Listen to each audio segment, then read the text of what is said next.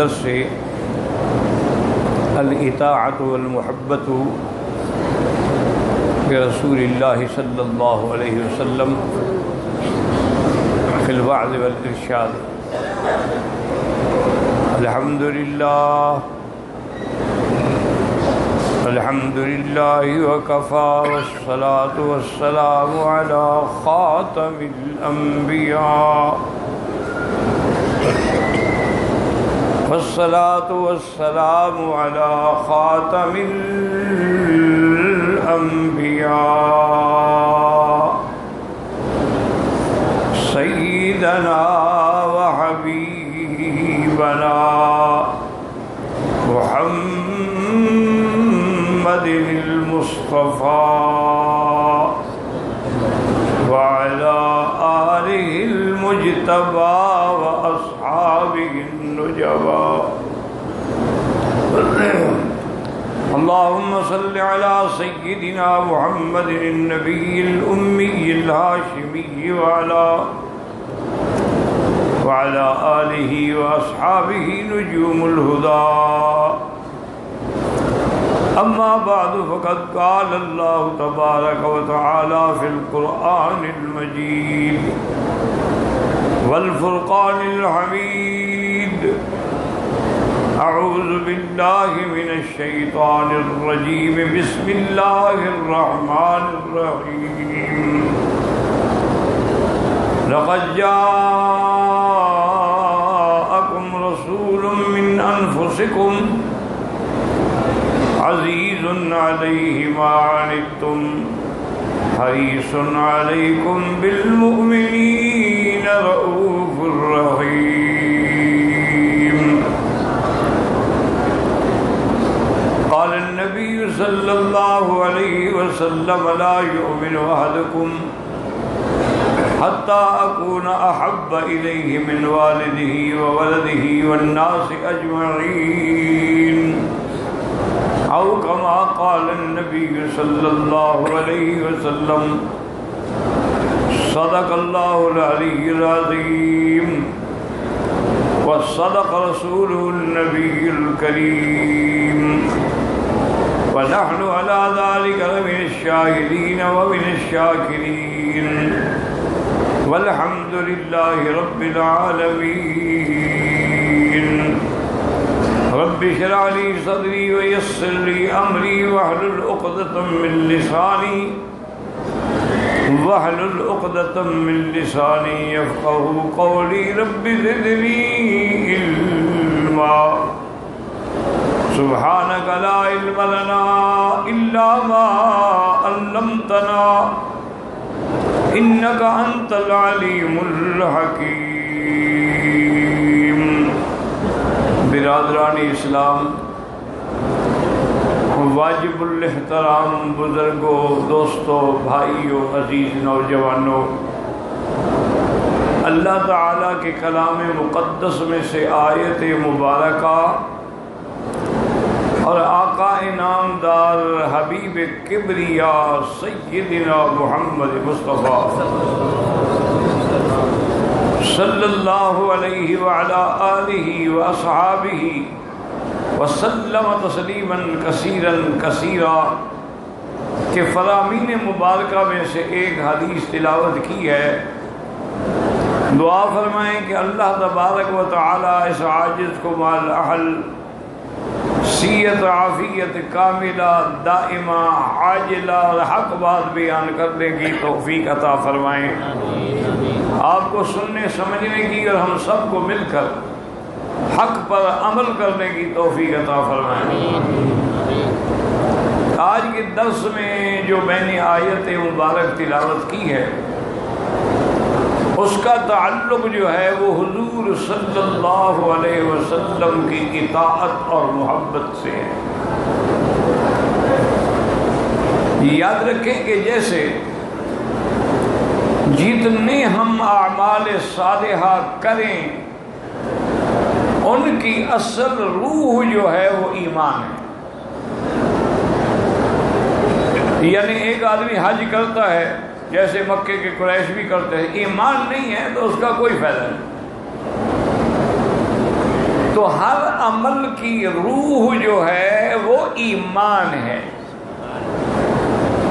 اسی لیے پورے قرآن میں آپ نظر ڈالیں، جہاں بھی اللہ نے اعمال صالحہ کا ذکر فرمایا وہاں ایمان کا بھی ذکر فرمایا.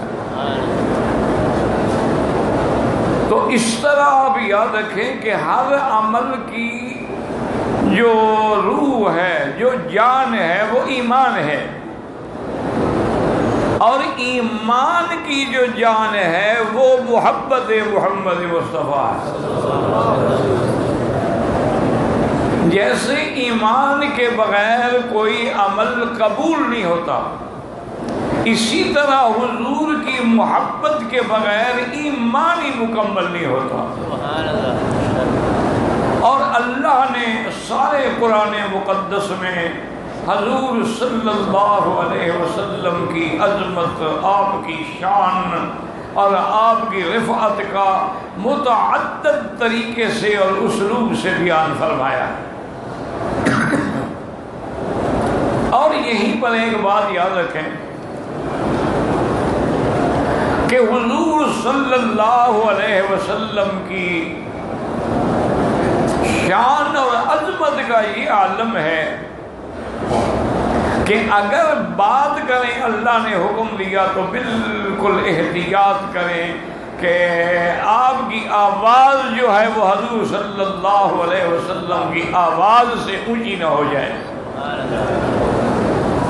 فرمایا یا ایھا الذین آمنوا لا ترفعوا اصواتکم فوق صوت النبی ولا تجهروا له بالقول كجهر بعضكم لبعض ان تحبط اعمالكم وانتم لا تشعرون. اللہ نے فرمایا ایمان والو اپنی آوازوں کو حضور صلی اللہ علیہ وسلم کی آواز سے بھی نیچے رکھیں، آواز بلند نہ ہو جائے. اگر آپ کی آواز بلند ہو گئی، پتہ ہے سزا کیا ہے؟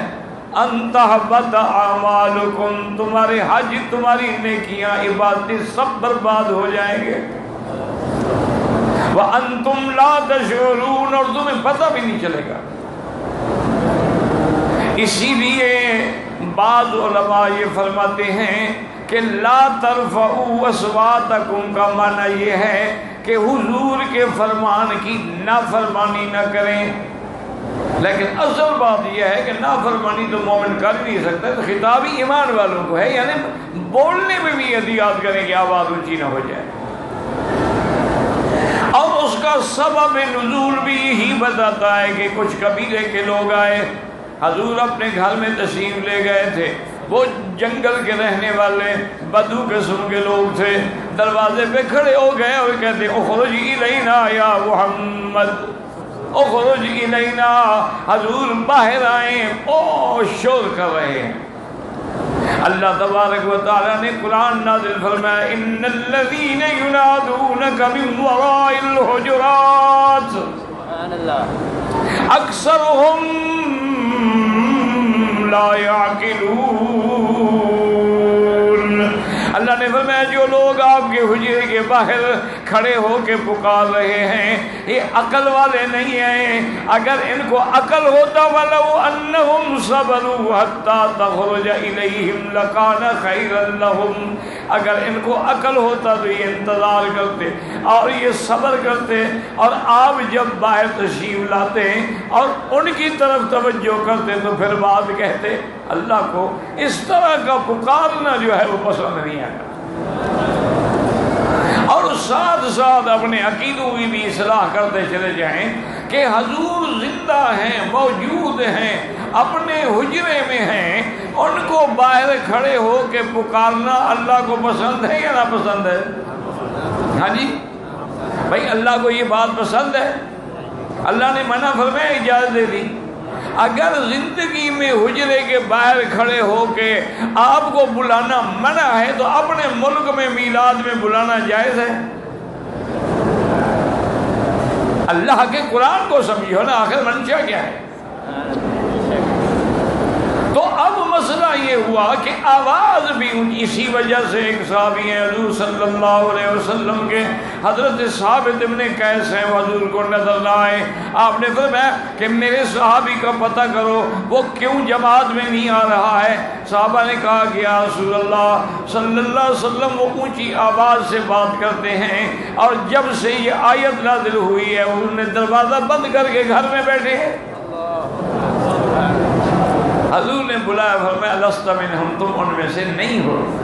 ایک آدمی کی آواز ہی قدرتی بلند ہے وہ ذرا، تو آپ کا منشا تو یہ نہیں ہوتا ہے۔ اور اسی طرح سیدنا عمر رضی اللہ تعالی عنہ مسجد نبوی میں ہیں، اس لیے محدثین، فقہاء، علماء سب کا اتفاق ہے جیسے حضور کے سامنے زندگی میں آواز اونچی کرنی منع تھی، آج روضہ مبارک میں بھی آواز اونچی کرنا منع ہے۔ صلی اللہ علیہ وسلم۔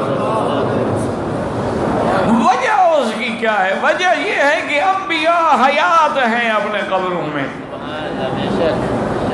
اسی لیے سیدنا امیر المومنین عمر رضی اللہ تعالیٰ عنہ کھڑے ہیں، اور کچھ لوگ مسجد نبوی میں تھوڑا آگے کھڑے ہو کے زور زور سے باتیں کر رہے ہیں۔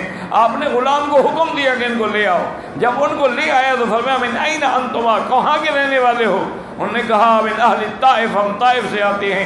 آپ نے فرمایا واللہ لو کنتما من اہل المدینہ لاوجعتکما، اگر تم مدینے کے رہنے والے ہوتے تو میں درے مار مار کے تمہاری پیٹھ ننگی کر دیتا۔ تمہیں لحاظ نہیں ہے کہ تم حضور کے روضے میں کھڑے ہو اور آواز اونچی کر رہے ہو؟ اسی لیے علماء نے لکھا ہے، یعنی یقین فرمائیں کہ جن علماء کو اور جن لوگوں کو آپ وہابی اور نجدی اور پتہ نہیں کیا کیا کہتے ہیں، انہوں نے لکھا ہے کہ جب صلاۃ و سلام پڑھنے کے لیے جاؤ تو اتنا خاشعاً متواضعاً متذللاً، اتنی عاجزی سے چلو کہ تمہارے پاؤں کی آواز نہ پیدا ہو۔ اور حضور صلی اللہ علیہ وسلم کے سامنے کھڑے ہو کر نہ زور سے آواز بلند کرو اور نہ بالکل پست آواز کرو، درمیانی آواز میں صلاۃ السلام پڑھیں اور اس کے بعد چلے جائیں۔ تو اللہ نے یہ قرآن میں نازل فرما دیا ہے کہ یہ بھی حضور صلی اللہ علیہ وسلم کے آداب میں ہے۔ اور اسی طرح اللہ نے فرمایا، ایک دفعہ حضور صلی اللہ علیہ وسلم نے ایک صحابی کو بلایا تو ذرا آنے میں دیر ہو گئی، تو حضور نے پوچھا کہ کیوں دیر ہو گئی؟ اس نے کہا اصل میں نماز پڑھ رہا تھا، میں نے آپ کی آواز سنی ہے لیکن میں نماز پڑھ رہا تھا۔ آپ نے فرمایا تم نے قرآن نہیں پڑھا کہ استجیبوا للہ واذا دعاکم، کہ جب اللہ کا نبی پکارے تو چلے آؤ، چھوڑ دو نماز، سلام پھیر لو۔ لیکن یہ تو نہیں ہو سکتا کہ اللہ کا پیغمبر پکارے اور تم دیر کرو۔ اسی طرح یہ شان محمد مصطفیٰ ہے صلی اللہ علیہ وسلم کہ اللہ تبارک و تعالی نے اپنے مدنی کی شان، ایک دفعہ حضور صلی اللہ علیہ وسلم کے پاس حضرت عمر رضی اللہ آپ کے پاس ایک فیصلہ آیا، جھگڑا آیا یہودی اور مسلمان کے درمیان میں۔ بہرحال بڑا واقعہ ہے لمبا، حضور نے یہودی کے حق میں فیصلہ کر دیا جو کہ حق اس کا تھا۔ یاد رکھیں کہ اگر کوئی مقدمہ ہے یا اگر کوئی جھگڑا ہے اور اس میں فیصلہ ہے، وہاں اسلام یہ نہیں کہتے کہ کافر ہے یہ ہندو، جو حق ہے وہ کرو۔ انسان تو ہے نا، کوئی بھی ہو۔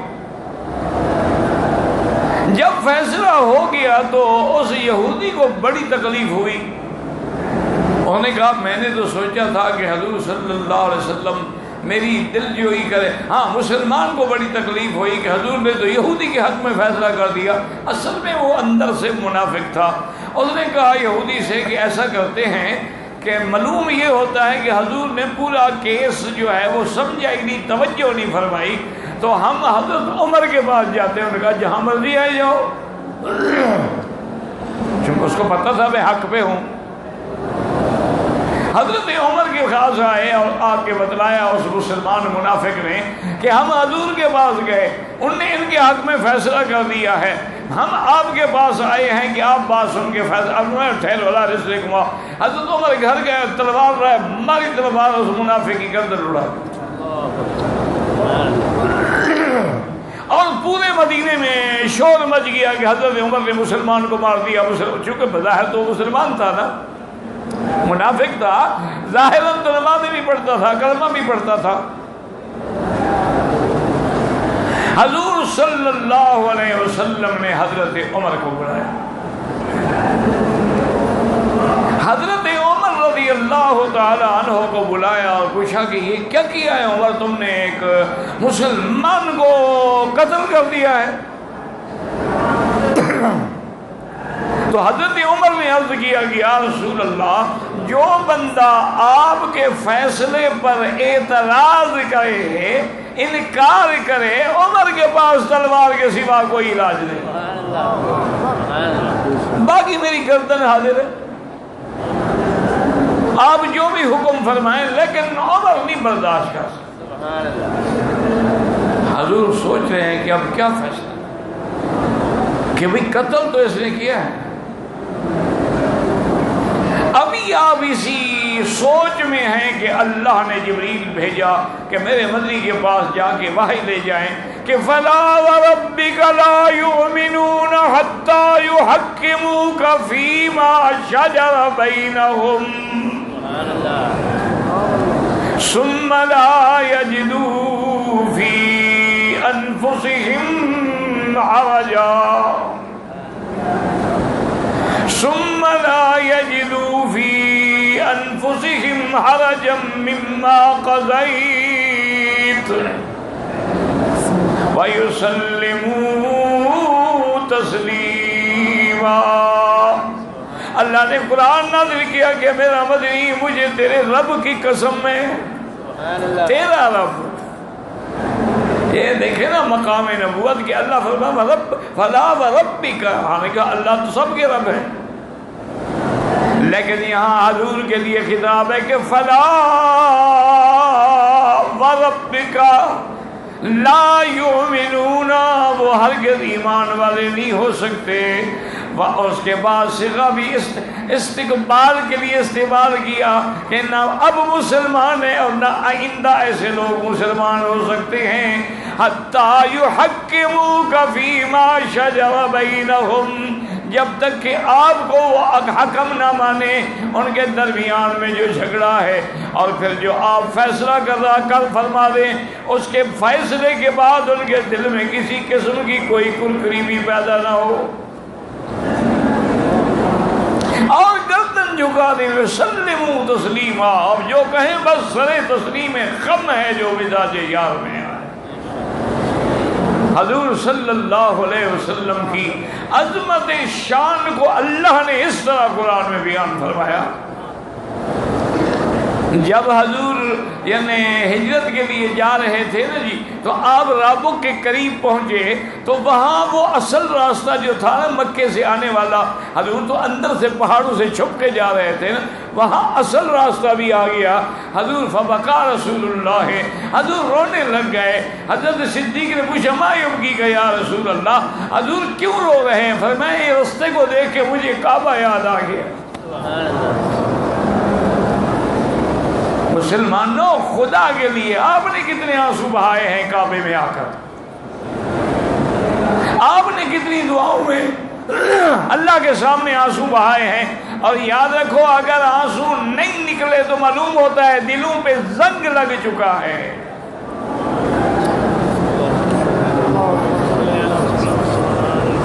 اگر یہاں بھی آنسو نہ نکلے تو کہاں نکلیں گے؟ حضور نے جب حجر اسود کو بوسہ دیا نا، آپ نے بوسہ بھی دیا، آپ نے اس پہ سر بھی رکھا جیسے سجدہ کرتے ہیں، پھر سر اٹھا لیا، پھر آپ نے دائیں رخسار رکھا پھر اٹھا لیا، پھر بائیں رخسار رکھا پھر اٹھا لیا، پھر آپ نے سر مبارک رکھا پھر بوسہ دیا، اور جب پیچھے ہٹے تو داڑھی مبارک آنسوؤں سے تر ہو گئی تھی، اور پیچھے دیکھا تو حضرت عمر کھڑے ہیں۔ آپ نے فرمایا یا عمر ہاں ہونا تسکب الدموع، یہی تو جگہ ہے جہاں آنسو بہائے جاتے ہیں۔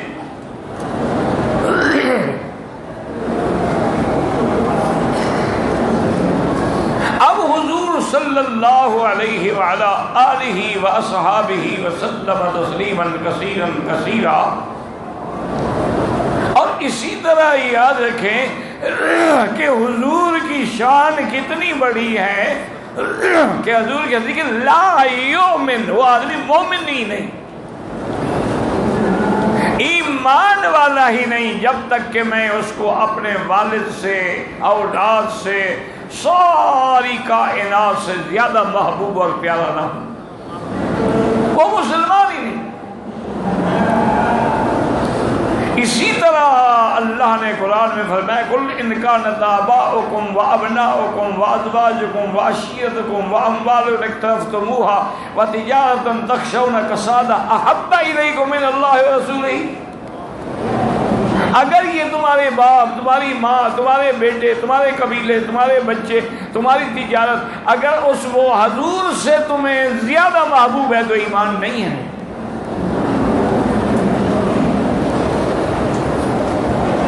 اسی لیے حضور صلی اللہ علیہ وسلم کے ایک صحابی ہیں،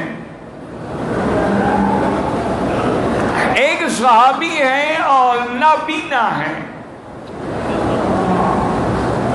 انہوں نے حضور کی محبت میں، حضور کے عشق میں آ کر اپنی بیوی کو باقاعدہ تلوار سینے پہ رکھ کے اور ٹکڑے ٹکڑے کر دیا، اور حضور کی خدمت میں آئے۔ آپ نے کہا یہ کیا کیا تم نے؟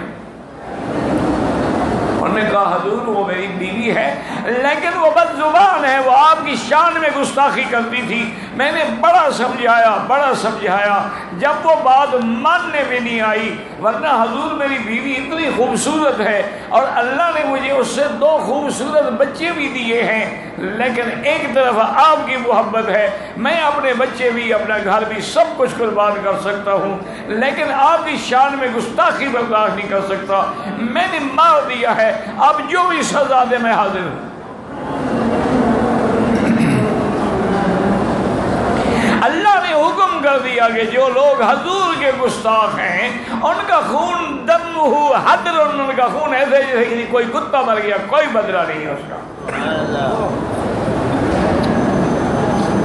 اسی لیے علماء کا بالاتفاق یہ ہے کہ حضور کی شان میں بے ادبی کرنے والا، کوتاہی کرنے والا زندیق ہے، حتیٰ کہ اس کی توبہ بھی قبول نہیں ہوگی۔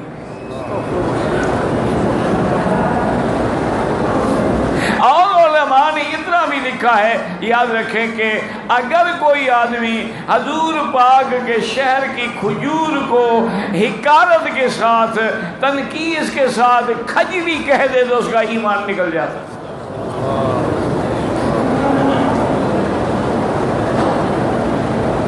اللہ تبارک و تعالی نے قرآن نازل کر دیا، حضرت فرمایا جاؤ تمہارا فیصلہ ہو گیا ہے، تم پر کوئی سزا نہیں۔ ایک صحابی آئے، ثوبان ان کا نام تھا، حضور کی خدمت میں آئے اور بڑے پریشان اور چہرے پہ ہوائیاں اڑ رہی ہیں۔ حضور پاک نے دیکھا تو فرمایا ما بک یا ثوبان، درود شریف پڑھ لیا کرو، پڑھو تو شوق سے پڑھو ورنہ نہ پڑھو۔ ایک بات یاد رکھو، درود شریف ہو یا کلمہ شریف ہو، آدمی پڑھے تو پوری ذوق سے، شوق سے، توجہ سے، اور اگر ذوق شوق نہیں، رسمن پڑھ رہا ہے تو پھر نہ پڑھے۔ یہ نہ سمجھو کہ جی ہم تو درود پڑھ رہے ہیں، درود ہی جب تک اخلاص سے نہیں پڑھو گے تو اللہ کہاں قبول فرمائیں گے۔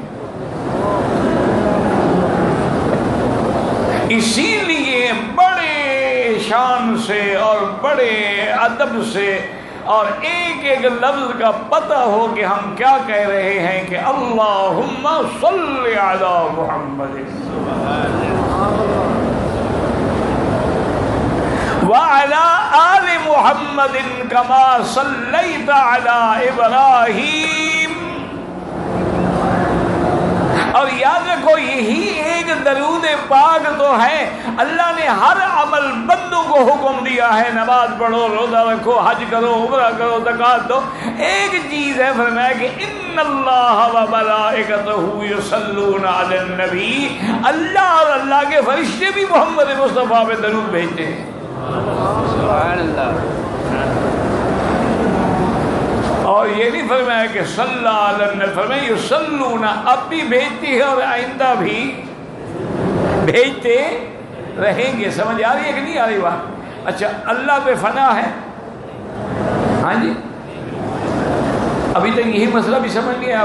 بھائی اللہ ہمیشہ باقی، دائم، حی قیوم ہے کہ نہیں؟ جب اللہ باقی ہے قیامت تک، اس کے بعد بھی، اول بھی، آخر بھی، معلوم ہوا کہ میرے مدنی پر درود بھی باقی ہے. سبحان اللہ، سبحان اللہ. کیونکہ اللہ جو بھیج رہے ہیں. چلو ملائکہ پر تو موت آ جائے گی نا، اللہ پہ تو موت نہیں آتی نا. باقی لفظ صلات کا فرق ہوتا ہے. اللہ کی طرف ہو تو مانا رحمت بھیجتے ہیں، اور فرشتوں کی طرف ہو تو مانا کہ وہ صلات و سلام بھیجتے ہیں. گویا کہ، اور انسان جب بھیجتے ہیں گویا کہ ایک دعا ہے. وہ صوبان صحابی آئے تو بڑے پریشان ہوئے. میں ماں بھی کہا صوبان کیا بات ہے کہ تم پریشان ہو؟ بھائی حضرات آپ کھڑے نہ رہیں، ادھر آ جائیں، جہاں جگہ ملے. اچھی بات ہے، تاکہ آپ کے پیچھے جو بیچارہ آئے گا وہ تو نہیں سن سکتا نا، آپ تو دیوار بن گئے. ادھر آ جائیں یا تھوڑا تھوڑا آگے ہو جائیں تو ایک دوسرے کو جگہ دے دیں. کچھ درود شریف پڑھیں گے تو سارے مسئلے حل ہو جائیں گے. آپ نے دیکھا نہیں ہے مکے والے، کوئی لڑائی ہو، جھگڑا ہو، سب سے پہلے یہ کہ صلی علی النبی، حضور پہ درود بھیجو. کیونکہ درود پڑھنے سے مشکلات حل ہو جائیں گی نا، اللہ کی رحمت نازل ہوگی. جو ایک دفعہ درود پڑھے گا اللہ 10 دفعہ اس پہ رحمت بھیجیں گے، تو جھگڑا تو خود بخود حل ہو جائے گا نا. تو اس نے کہا کہ یا رسول اللہ صلی اللہ علیہ وسلم، مجھے آپ سے اتنی محبت ہے، اگر میں آپ کو نہ دیکھوں نا تو مجھے چین نہیں آتا. اور میں گھر سے نکل پڑتا ہوں، مسجد میں آتا ہوں، آ کے آپ کو ملتا ہوں، آپ کی زیارت کرتا ہوں. آج میرے دماغ میں خیال آ گیا کہ قیامت میں اللہ کی رحمت سے ہم بھی جنت میں ہوں گے، لیکن کہاں آپ کا درجہ اور کہاں ہم. تو پھر اگر جنت میں آپ کی زیارت نہ ہو پھر ہمارے لیے جنت کا تو کوئی فائدہ نہیں. حضور صلی اللہ علیہ وسلم نے فرمایا کہ تمہیں یہ پتہ نہیں ہے کہ المرء مع من احب، اللہ ہر مرد کو اس کے ساتھ ملائیں گے جس سے وہ محبت کرتا ہے. یہ راوی حدیث ہے نا حضرت انس، جب وہ یہ حدیث بیان فرماتے تھے جوش میں آ جاتے کہ انا احب محمد و ابا بکر و عمر. فرماتے تھے کہ لوگوں سن لو، میں حضور سے محبت کرتا ہوں، ابو بکر عمر سے محبت کرتا ہوں، تاکہ اللہ قیامت میں مجھے ان کے اکٹھے کرے. اسی طرح ایک صحابی حضور کی خدمت میں آئے صلی اللہ علیہ وسلم اور کہا کہ متی الساعہ یا رسول اللہ، قیامت کب ہوگی؟ تو آپ نے فرمایا ما اعددت لہا، قیامت کا جو پوچھنے آئے ہو تم نے اس کی تیاری کے لیے کیا تیاری کی ہے؟ اور نے کہا یا رسول اللہ ما اعددت بکثرت صلاۃ و صیام و زکوٰۃ، میرے پاس نہ تو بہت ساری نمازیں ہیں، نہ بہت سارے خیرات ہیں، نہ صدقات ہیں، بس وہ فرائض تو میں پڑھتا ہوں، لیکن ایک بات ہے احب اللہ و رسولہ، میں اللہ کے رسول سے محبت کرتا ہوں. فرمایا المرء مع من احب، تمہیں ان کی محبت جو ہے قیامت میں ان کے اکٹھے کر دے گی. اسی طرح یاد رکھیں کہ جنگ احد کا میدان ہے، بڑی عفت کے ساتھ، عزت کے ساتھ، احترام کے ساتھ جنگ احد کے میدان کی طرف مدینے سے جا رہی ہے، راستے میں اس کو خبر ملی کہ آپ کا شوہر جو ہے وہ شہید ہو گیا۔ انہوں نے کہا اس کی بات نہ کرو، مجھے یہ بتاؤ ما فعل برسول اللہ، حضور کی طبیعت کیسے ہے؟ آگے گئی، کسی نے کہا تمہارا بیٹا بھی شہید ہو گیا، کہا میں نے بیٹے کا نہیں پوچھا، ما فعل برسول اللہ، حضور کی طبیعت کیسے ہے؟ اور آگے بڑی، انہوں نے خبر دی کہ تمہارا بھائی بھی شہید ہو گیا ہے۔ انہوں نے کہا ما فعل، مجھے یہ بتاؤ حضور کی طبیعت کیسے ہے؟ وہ بی بی جب احد کے میدان میں پہنچی تو اس کو خبر ملی کہ الحمدللہ الحمدللہ حضور کو بڑی تکلیف پہنچی ہے، لیکن حضور صحیح ہیں، سلامت ہیں۔ اور نے کہا نہیں حتی ارنی، مجھے مہربانی کرو کسی طرح بھی لے جاؤ، میں آنکھوں سے محمد مصطفیٰ کی زیارت کر لوں۔ تو صحابہ لے آئے، جب حضور کے چہرے پہ نظر پڑی کہنے لگی یا رسول اللہ جب آپ سلامت ہیں تو باقی ہر مصیبت کچھ بھی نہیں۔ اب دیکھیے خاوند شہید ہو گیا، بیٹا شہید ہو گیا، اس کا بھائی شہید ہو گیا، اس کو ایک فکر ہے کہ حضور پاک کی ذات مبارک کیسے ہے۔ آپ کے اسی حرم مبارک میں مسجد الحرام میں جہاں بیٹھے ہو کہہ دو الحمدللہ۔ اسی مسجد الحرام میں سیدنا ابی بکر رضی اللہ تعالی عنہ نے آ کے خطبہ توحید دیا۔ کیسے برداشت کر سکتے تھے کافر؟ کافروں نے آ کے مارنا شروع کیا، نعوذ باللہ۔ آخر نتیجہ یہ نکلا کہ حضرت ابو بکر رضی اللہ عنہ بے ہوش ہو،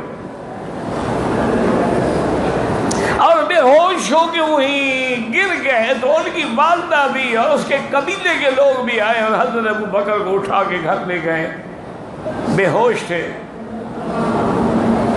جب آنکھ کھلی اور ہوش آیا تو سب سے پہلا جو پوچھا وہ یہ تھا کہ کیف رسول اللہ صلی اللہ علیہ وسلم، حضور کی طبیعت کیسے ہے؟ ماں نے کہا بیٹا انہی کی وجہ سے تو تمہیں یہ ساری مار پڑی ہے، تکلیفیں ہوئی، ابھی بھی یاد کرو۔ ان باتوں کو چھوڑو، مجھے یہ بتاؤ کہ حضور کیوں نے کہا حضور سلامت ہے؟ کہا نہیں اس طرح نہیں، میں ہر حال میں جب تک دیکھوں گا نہیں مجھے چین نہیں آئے گا۔ یہ دیکھیں مقام محبت۔ آخر حضور صلی اللہ علیہ وسلم کے پاس اسی بیماری، اسی حالت کے اندر ماں باپ مجبور ہو گئے ابو بکر کو لانے کے لیے۔ جب حضور کے چہرے پہ نظر پڑی تو کہا الحمدللہ یا رسول اللہ مجھے اپنی تکلیفوں کا کوئی خیال ہی نہیں، اصل بات یہ ہے کہ اللہ آپ کو سلامت رکھے۔ اور اسی طرح آپ دیکھیں کہ میرے مدنی رحمت دو جہاں صلی اللہ علیہ وعلا آلہ وصحابہ وسلم کہ اتنی بڑی عظمت ہے، اتنا بڑا شان ہے کہ اللہ نے قرآن میں حضور پاک کے شہر کی بھی قسم کھائی ہے اور حضور پاک کی عمر کی بھی قسم کھائی ہے۔ لا اقسم بہذا البلد وانت حل بہذا البلد، اللہ نے شہر کی قسم کھائی۔ اور اسی طرح اللہ نے حضور کی زندگی کی بھی قسم کھائی، لعمرک انہم لفی سکرتہم یعمہون۔ میرے مدنی مجھے تو آپ کی زندگی کی قسم، حضور صلی اللہ علیہ وسلم کی یاد رکھ لیں کہ جیسے ہر عمل کی جان جو ہے وہ ایمان ہے، تو ایمان کی جان جو ہے وہ محمد مصطفیٰ، کہہ دو صلی اللہ علیہ وعلا آلہ واصحابہ وسلم۔ اور آپ تاریخ انسانیت کا مقابلہ کریں، یہ مقام کسی کو بھی نہیں ملا کہ حضور کے پیدا ہونے سے پہلے بھی آپ پر ایمان لے آئے۔ بھئی جتنے پیغمبر آئے ہیں کچھ لوگ ایمان لائے کچھ نہیں لائے، لیکن یہ مقام صرف حضرت محمد الرسول اللہ صلی اللہ علیہ وسلم کا ہے کہ جب تبع اکبر یمن کا جو بادشاہ تھا، یمن کے بادشاہ تبع کہلاتے تھے اور مصر کے فرعون کہلاتے تھے، حبشہ کے نجاشی کہلاتے تھے، اور اسی طرح فارس کے کسریٰ کہلاتے تھے، اور روم کے ہرقل کے یہ لقب تھے بادشاہوں کے۔ جب تبع الاکبر آیا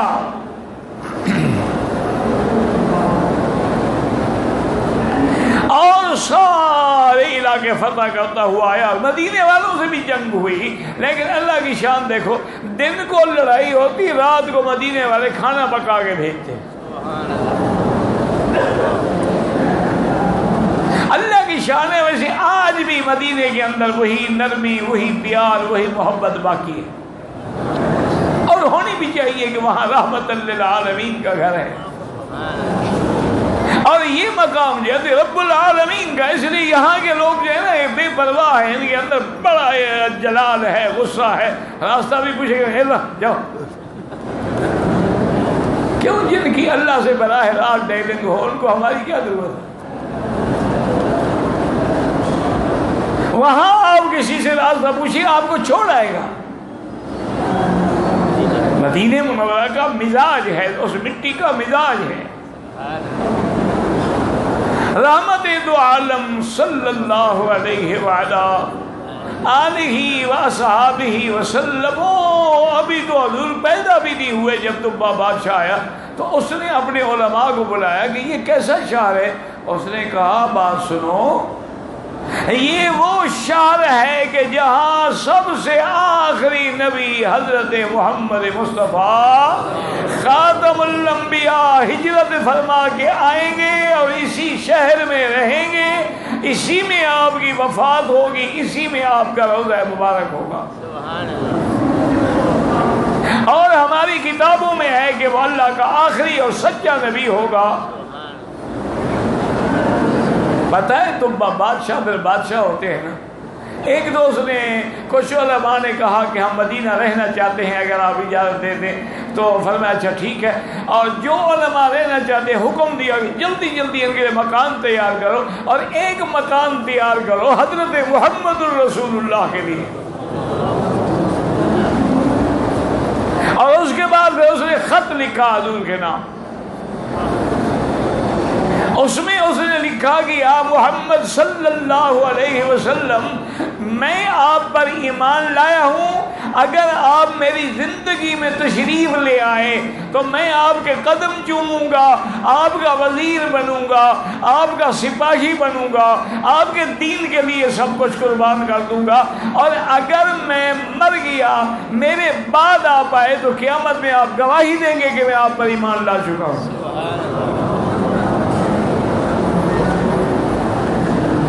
اور جناب وہ گھر بنایا، اور وہاں علماء کا گھر بھی بنائے۔ تو حضرت ابو ایوب، آپ نے پڑھا ہے نا کتاب میں کہ ابو ایوب انصاری کے گھر میں حضور ٹھہرے، اصل یہ وہی گھر ہے جو بادشاہ نے حضور کے لیے بنایا تھا، یعنی حضور اپنے گھر میں ٹھہرے۔ اور ابو ایوب کے پاس وہ بادشاہ کا خط بھی موجود تھا، ایوب انصاری نے وہ خط بھی حضور کی خدمت میں پیش کیا۔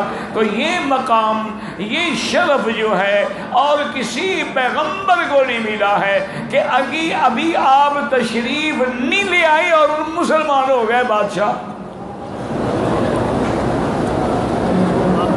حضور صلی اللہ علیہ وعلا آلہ وصحابہ وسلم، یعنی آپ اندازہ کریں کہ آپ کی شان اللہ نے نرالی بنائی تھی جب حضور پیدا ہوئے، کہہ دو صلی اللہ علیہ وسلم۔ اور یہاں مسئلہ بھی سمجھ لیں کہ حضور کی پیدائش میں اختلاف ہے کہ کیا حضور 12 کو پیدا ہوئے ہیں یا 9 ربیع الاول کو پیدا ہوئے ہیں۔ یہ 12 ربیع الاول کی روایت جو ہے یہ پختہ نہیں ہے. اور آج کل تو پڑھے لکھے نوجوان ہمارے بیٹے جو ہیں وہ کمپیوٹر سمجھتے ہیں، اس پہ آپ نکال کے دیکھیں کہ کیا اس دن جب حضور پیدا ہوئے 12 بنتی ہے اور سوموار کا دن بنتا ہے؟ کبھی نہیں بنے گا. لیکن ہم نے 12 کا میلاد بنا رکھا ہے. یاد رکھو حضور کی وفات تو 12 ربیع الاول کو ہے، پکی بات ہے، اس میں کوئی اختلاف نہیں. لیکن ولادت مبارک جو ہے وہ 9 ربیع الاول کو ہے. جب حضور پیدا ہوئے کہہ دو صلی اللہ علیہ وسلم. بھائی خدا کا نام لو، جب بھی حضور کا نام آئے، حضور کا ذکر آئے تو زبانوں پہ بے ساختہ درود آئے. حضور صلی اللہ علیہ وسلم جب پیدا ہوئے ہیں، آپ کے والد عبداللہ جو تھے وہ پہلے فوت ہو گئے. اس وقت عبد المطلب جو ہیں وہ سردار تھے مکہ کے، اور حضور کی کفالت بھی ان کے ہاتھ میں تھی.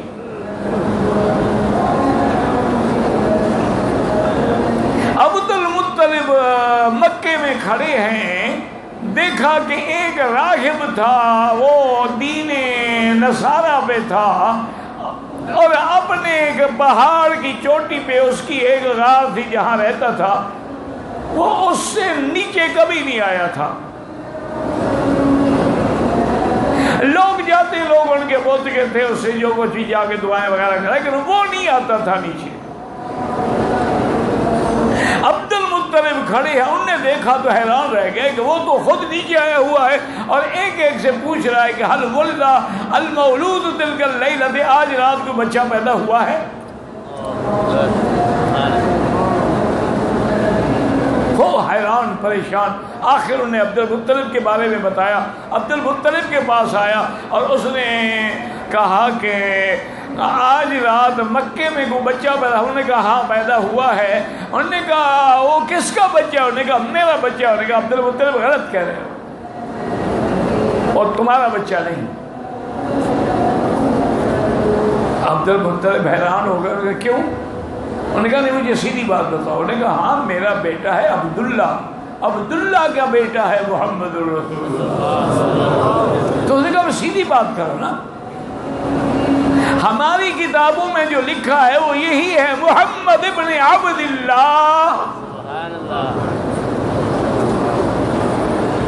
کہ ان کا نام محمد ہوگا، مولد مکہ ہوگا، اور آپ کی ہجرت جو ہے وہ یثرب کی طرف ہوگی، اور آپ جو ہے ہدیہ قبول فرمائیں گے اور صدقے کا مال نہیں کھائیں گے، اور آپ کے 2 کندھوں کے درمیان میں مہر نبوت ہوگی.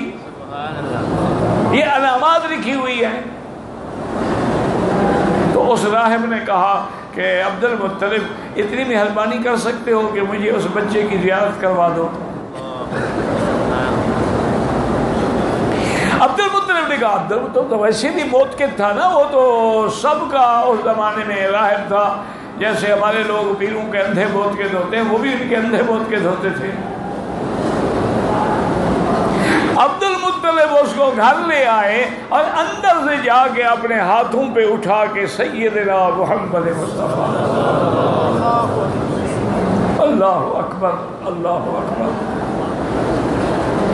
اور اس راغب کی جب حضور کے چہرے پہ نظر پڑی تو کہا ولد نبی هذه الامہ.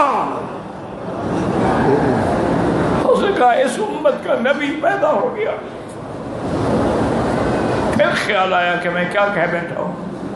یہ تو میں نے ان کی تصدیق کر دی ہے.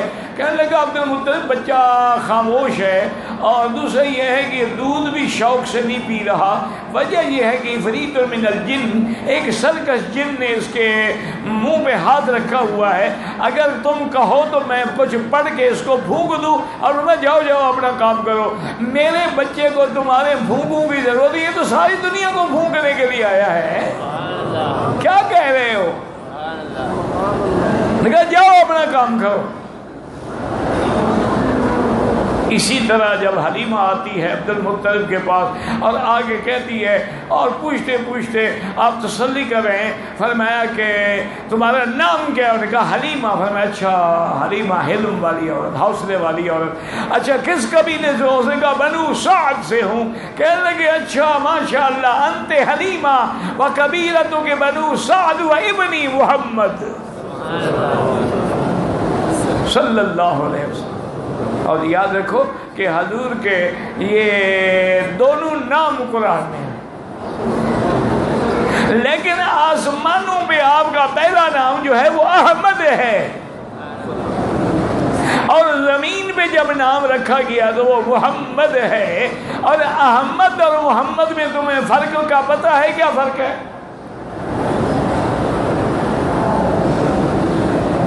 ہم نے اس میں کبھی غور ہی نہیں کیا ہے، تو ہم تو بس صرف یا رسول اللہ کے نعرے لگانا جانتے ہیں، ہمیں کیا پتا کہ احمد محمد میں کیا فرق ہے۔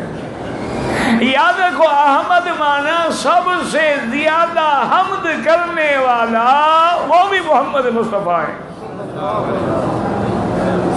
اور محمد مانا جس کی سب سے زیادہ تعریف کی گئی ہو۔ اس لیے آپ کا پہلا نام کیا ہے؟ وَمُبَشِّرًا بِرَسُولٍ يَأْتِي مِن بَعْدِ اسْمُهُ أَحْمَدُ۔ عیسیٰ علیہ السلام نے جو مبارک دی، خوشخبری دی، وہ احمد کے نام سے تھی، اور جب حضور یہاں پیدا ہوئے تو اللہ فرمایا محمد الرسول اللہ۔ اور اسی طرح قرآن میں ما کان محمد ابا احد من رجالکم، اور اسی طرح قرآن میں وما محمد الا رسول۔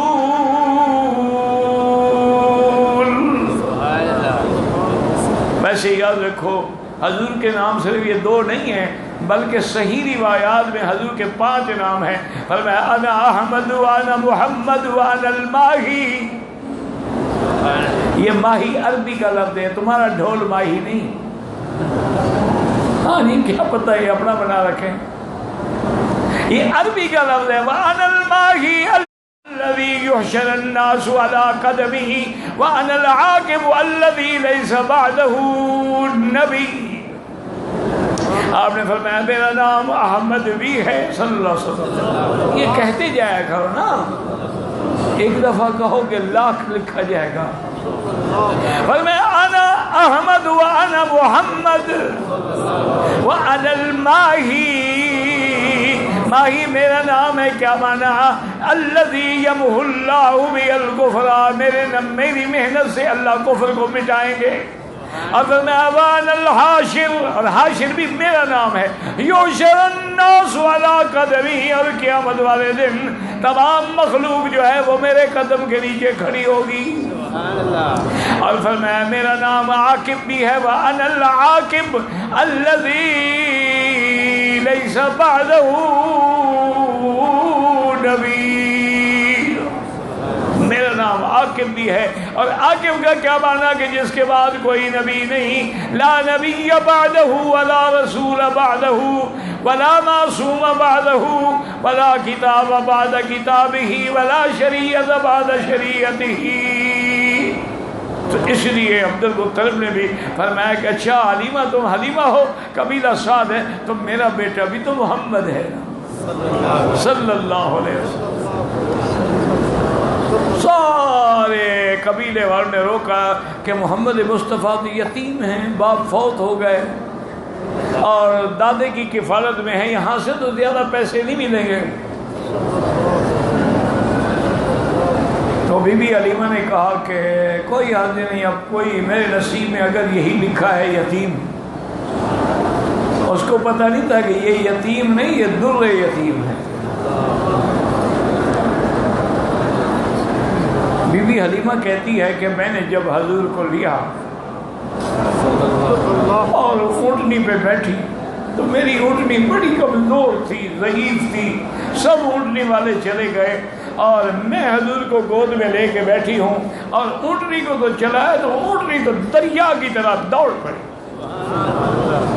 سارے قافلے والے پیچھے رہ گئے اور جب ہم پہنچے تو سارے حیران ہیں کہ حلیمہ کا تمہاری اونٹنی کو کیا ہو گیا؟ میں نے کہا اونٹنی تو وہی ہے، سوار بدل گیا۔ صلی اللہ علیہ وسلم۔ زندگی باقی تو انشاءاللہ بات باقی۔ آپ اتنی دیر میں وقت ضائع نہ کرو، میرا کہنا مانا کرو، درود شریف پڑھا کرو۔